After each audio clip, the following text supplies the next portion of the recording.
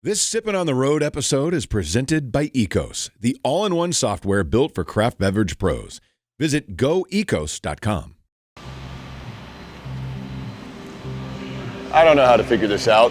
Maybe you don't either. That's why you need Ecos. It's the thing to use in the brewing industry, or maybe you've got a cidery. It can help keep track of everything, from sales to all this, so that you don't have to, and you can get back behind the brew house doing what you got into the business to do in the first place. The stuff you really love. Ecos. Well, Steve, Beautiful Cheese, that is a really wild story. I just want to call you Steve Beautiful Cheese now. You know, when I was a kid, that always bothered me, but now Really? a lot of people, now I'm like proud of it because it's my German heritage. Yeah, that is really cool. I don't think my last name, McClearin, it basically, from Scotland means son of McClearin or whatever it is. I don't know that it has a kick-ass beautiful cheese thing. I want to change my last name. Not Beautiful Cheese. Anyway. We'll adopt you, it's okay. Thanks.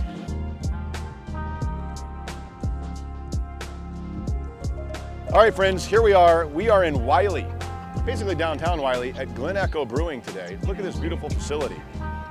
They're having their Oktoberfest celebration here in October, and so you see everything here. Glen Echo Brewing, the open doors, beautiful patio set up. We're gonna do a sipping on the road and sit down with the owner, Steve, try some of the beers. It's gonna be a fantastic time, so come on. All right, here we are, welcome in. It is another episode of Sippin' on the Road, and that finds us today, as we mentioned, at Glen Echo here, basically in downtown Wylie. And we are sitting with the owner, the brewer, the plumber, the woodworker, the everything guy. It's Steve Schoenekes. Yes. So Steve, thanks for doing this. Always good Thank to see you. you, man. And I want to get in, before we start trying all these great beers that we're going to sample and tell you guys about this, I think the story of Glen Echo and where the name comes from is really interesting. So tell us about Glen Echo, why it's called that, and your history with Germany and all that.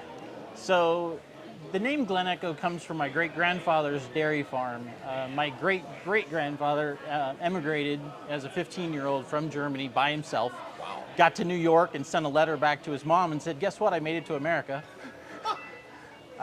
So they ended up settling in Quincy, Illinois and starting a dairy farm because they were all dairy farmers back in Germany. Okay. And in fact, my last name, we pronounced it Schoenekes, but in German it's Schönenkäse, which translates to beautiful cheese. Beautiful Cheese is your last name? That is my last name. Steve Beautiful Cheese.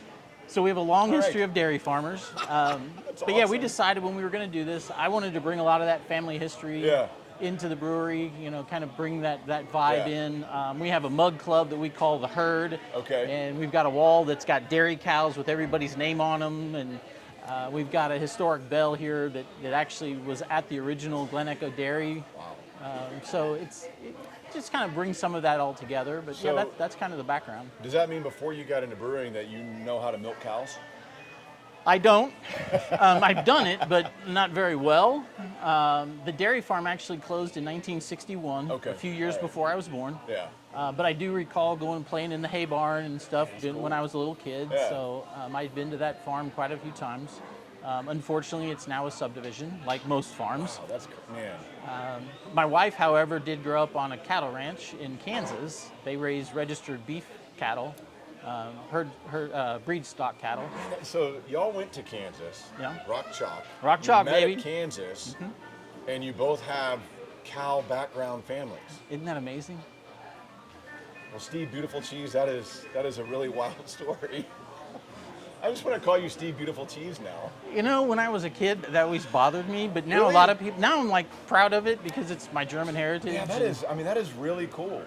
I don't think my last name, McClearin, it basically, from Scotland means son of McClearin or whatever it is. I don't know that it has a kick-ass beautiful cheese thing. God, I want to change my last name. Not Beautiful Cheese. Anyway. We'll adopt you, it's okay. Thanks. All right, so let's get into your beer. And you guys have been here in Wylie. Glen Echo's been open about 18 months. Yeah. About a year and a half. Great spot. You can kind of see behind us. It's a really open place. They've got the doors open today. Beautiful day here. It's your Oktoberfest celebration this weekend. Second which is annual. cool, which is always a lot of fun. And it's interesting, too, because y'all are located in an area. We were talking about this earlier before we started filming this. Glen Echo was located, if you were in the Wylie, Saxe area, maybe even, because there's really not another brewery, mate. Bankhead and Rowlett, you got Intrinsic down in Garland, but this 78 corridor, kind of up to nothing. 205 and Levon going the back way to Rockwall, there's just nothing else around. Right. Yeah, we live nearby, and our kids grew up in the Wylie schools. My wife taught in Wylie, so we kind of wanted it to be our hometown place. And to be honest with you, this is what we wanted to create, the gathering place for the community. Yeah. I want the beer to be good and that, but it's really more about the gathering spot. Right. The first time I went to Germany in 2011, we went to a beer garden, and that's when I learned that beer garden's not where people go drink. The beer garden is where people go to hang out with their neighbors and, socialize and stuff, and they just happen to drink beer while they're there. Yeah, that's one of the things that, probably my favorite thing about craft beer. Yes, the beer can be amazing. You get to try a lot of different things, but it's really the community of the craft beer world, which I talk about all the time, is hanging out with people and socializing, and you might be having a beer while you're doing it, but it's one of those things, because people will say, man, you go to a lot of bars. No, I don't. I go to breweries. And that's a completely different vibe. It's different. And a completely different feel, because it's much more communal when you go to breweries. I've had to explain to my parents and to my in-laws, we don't own a bar. We own a brewery, and it's different. It's totally different. But you do make beer. So let's get into the beer and talk about some of the beers. So where do you want to start at? So we'll start on the lighter end. So we brew a lot of traditional old world styles. That's what I believe in. Okay. So this is actually a German Kolsch. Okay. It's a very light beer. It's made with a lot of imported German malts, but it also has the German noble hops in it. Yeah, you can taste them. Yeah, and Kolsch is such an interesting style. It's funny, I don't know why, man, probably within the last couple of years I got more into the Kolsch style. I used to hate it. I used to be like, Kolsch, nobody likes Kolsch. But then, I guess it's because it's kind of that cross between the ale lager type thing, and it's one of those things as I started to get more into lighter beers and appreciate the flavors that you can get from lighter beers versus the IPAs and the stouts and things like that. I think the problem a lot of people have with the lighter beers is they're used to the big mega brands that have no flavor. Right. And they're like, oh, light beers, they don't taste like anything. But you can actually make a good Kolsch that has Very a lot much of so. flavor, Yep. but it's still light and, Yeah. and real easy to drink on a hot Texas day. Yep, and this I would say is exactly that, because again, you guys can see that, how light that is, but the flavor that's on this is fantastic. This is a beer that you don't want to have like a small pour of, you want to have a whole pint, and you can keep coming back like you're talking about. We're filming this here first weekend of October, and it's 90 degrees outside. Right, so you never know in Texas. You don't, man. I wish it was going to cool down a little bit, but yeah. Kolsch is a style that, like I said, last couple of years I've really started to come around on, and I actually think this is a hard beer to brew. It is. And it's one of the styles that when I see it at a brewery that I've never been to now, I will actually order it. Because if you got a Kolsch, I'm like, all right, if you can brew a Kolsch, then I kind of have faith that your other beers are probably going to be pretty solid.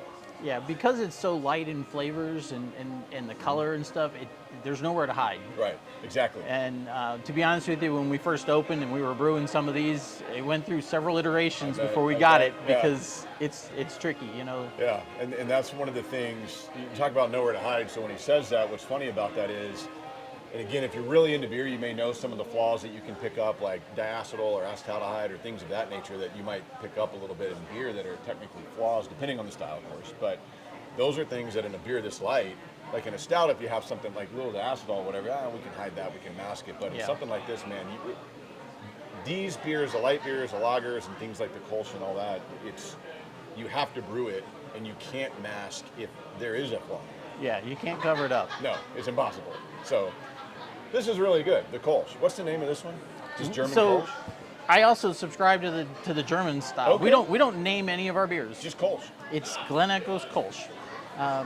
No offense to my fellow brewers that have really creative names, because I love that. It's way easier to do it this way. But I like to go. I like to order and know what I'm getting. And sometimes I look at the board and I'm like, I'm not sure what that is. And we also wanted our beer tenders to be able to just move quickly. And somebody comes up and gets a Kolsch, they're not asking what is that. They know what they're getting. Obviously, I liked it. Very good Kolsch. All right, so what's next? All right, so the next one up is our Irish Red. Okay. So this is a red ale. It's copper color. It's got about 15% rye malt in it, so it's going to have that kind of dry rye bread finish to it. That gives it a little bit of a unique flavor. Yeah. This is one of my favorite styles. Interesting. I was in Ireland several years ago, and I fell in love with Smithwick's Red. Yep. It's a great, and I'm sure you know, but it's not Smithwick. Everybody, people that don't know, they do go Smithwick's. Right. But I just, that's the first time I had a true Irish red, and I thought that's amazing beer. So I figured out how to make one, and so we try to emulate that again with that rye finish to it. Yeah, and you can tell. I mean, that's got that, like you saying, that little bit of that rye kick on the back end of it. Man, this is really light too. Nice. We've tried to keep the ABV manageable. All of our beers run in that 5.5 to 6.5 range, because I want people to come in and be able to enjoy it and hopefully have another. Right. Yeah. I've had a few people ask on our stout, are you going to do an imperial, 11%? Well, I'd like to, but I really don't want them to come in and drink one. I want them to come in and enjoy the afternoon. Yeah, and that's where you run into that problem with some of those bigger beers. And we all know, I mean, there are breweries all around that'll be 15, 17% bourbon barrel aged stuff, which has just gotten really heavy. But this is, the flavor on this is fantastic. A little hint of sweetness on it, but nice, man. Thanks. All right, so let's move. So now we'll go across the channel. So we're going to go into England. This is an English brown. Okay.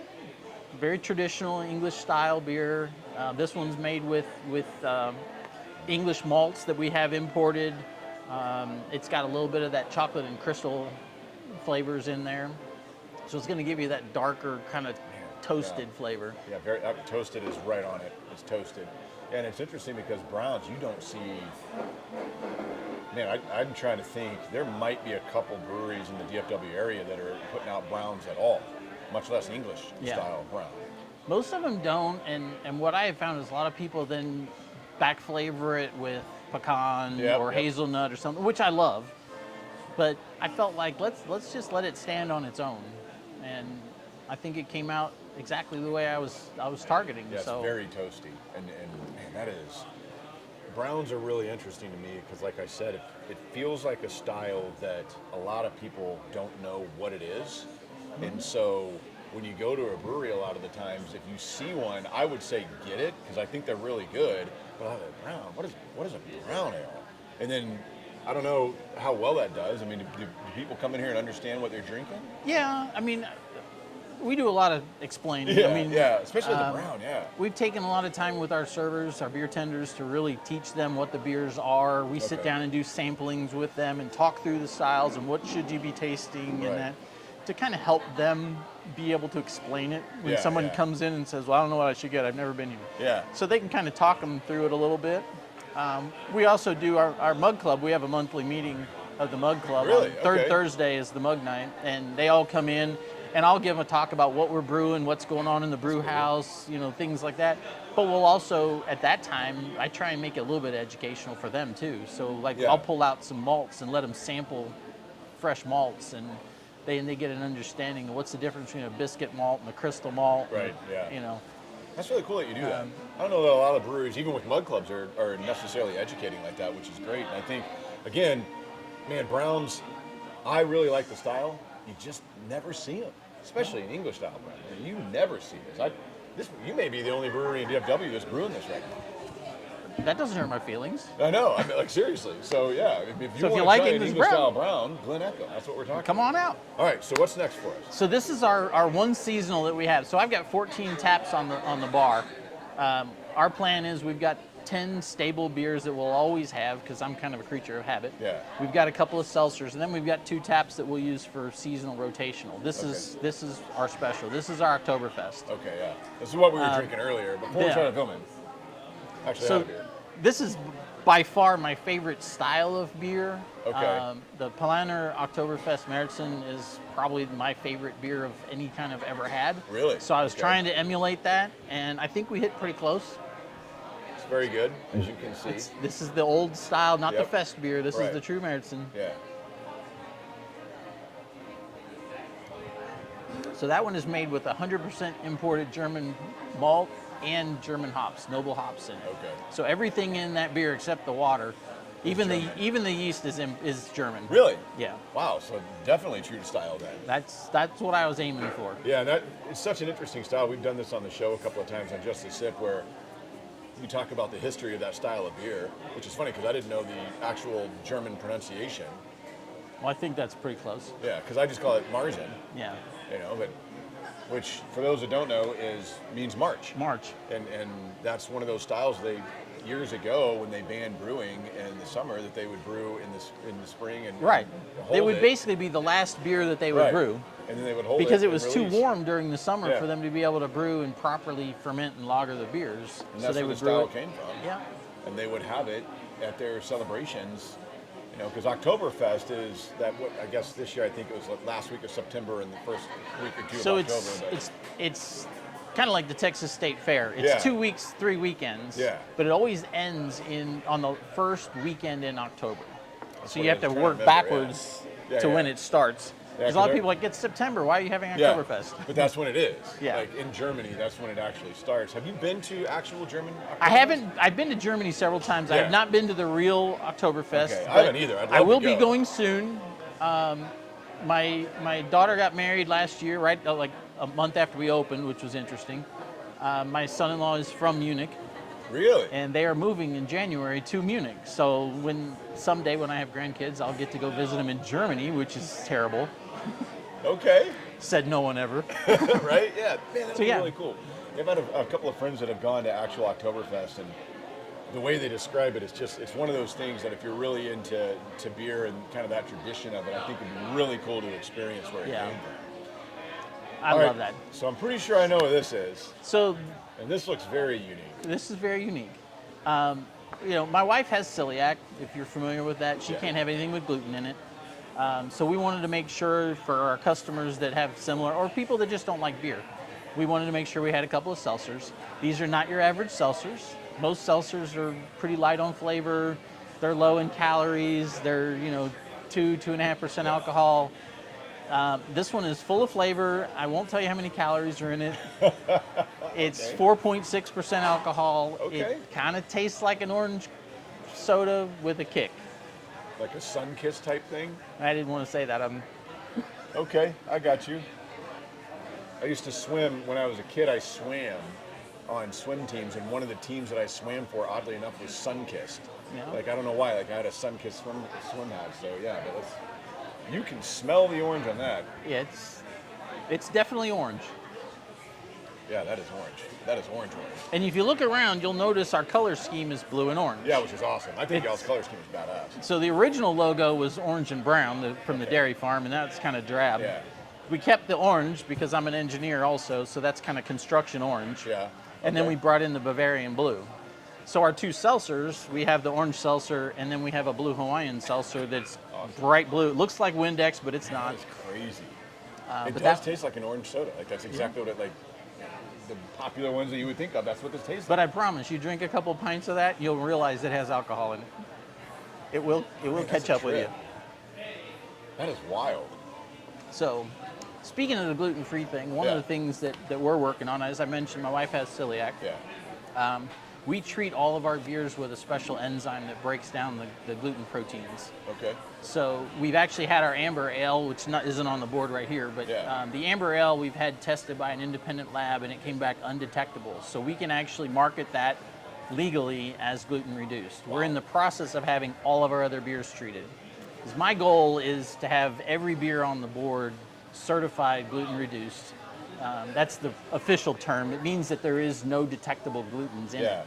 And that's a big thing because I have people reach out to me all the time on the show like, hey, do you know any gluten-free beers? Yeah. And that's something that a lot of people are dealing with that can't handle gluten. Right. And the true gluten-free beers, there's a few of them out on the market. Yeah. They're typically brewed with sorghum or molasses, and they kind of taste like metal. Yeah, they're not just good. not that great. They are not good. And that's the thing is like I've told people like, man, I know a couple, and I've tried them, and I don't know that you want to drink So them, you just drank 4 of them. which is amazing. Because You they just- don't. yeah. I mean, these taste like beer. They taste like really good beer. Yeah, we'll get these all certified. I'm highly confident that they're all gluten-free because my wife is very sensitive Yeah. and she drinks all of them. That to me, that's better than any lab test. But I will tell you, it was really stressful the first time I did it, and I was like, "Here, honey, try this. Try this. I hope Please you're don't okay." die." That's awesome. Yeah, I guess she would be a good guinea pig, so to speak. She was a willing guinea pig, Well, but that's it was stressful. That's good. Well, Steve, great beers, man. Great place. Always good to run into you and say hey. And Looking forward to, I was telling you, I was like, man, ever since I moved, I never get over this side of the town enough. Trust me, my parents complain about that too, because they live in Rockwall. They're like, you never come out and see us anymore. It's like, yeah. But man, Glen Echo Brewing in Wylie, it's what, 2 blocks, 3 blocks from like downtown Wylie? Downtown is right behind us, Yeah, the right historic there. downtown. Yeah. The city's actually in the process, they're in the planning right now Yeah. to totally renovate downtown. Yeah, you can see it. And in fact, the lawn across from us by the railroad tracks, they're going to put in 200 paved parking spaces for us. That'll be nice. Yeah, the city's got a lot of plans to rebuild the downtown and Awesome. make it kind of a destination. So we're glad to be kind of an anchor here for them. Cool, man. So if you guys are on the east side, if you are around Wylie, make sure to check out Glen Echo Brewing and enjoy the great beers. We'll see you next time. So Steve was telling us about this bell. This is from the original Glen Echo Dairy Farm that was in, sounds like Illinois, where his grandfather, Steve Beautiful Cheese, told us about this bell, and this is the original bell that they brought to Glen Echo. So we're gonna ring it. And everybody in here is gonna be like, why the hell did this guy just ring that damn bell? All right, Oktoberfest. There we go. You guys are like, why the hell did you just do that? Just having a good time. Told you.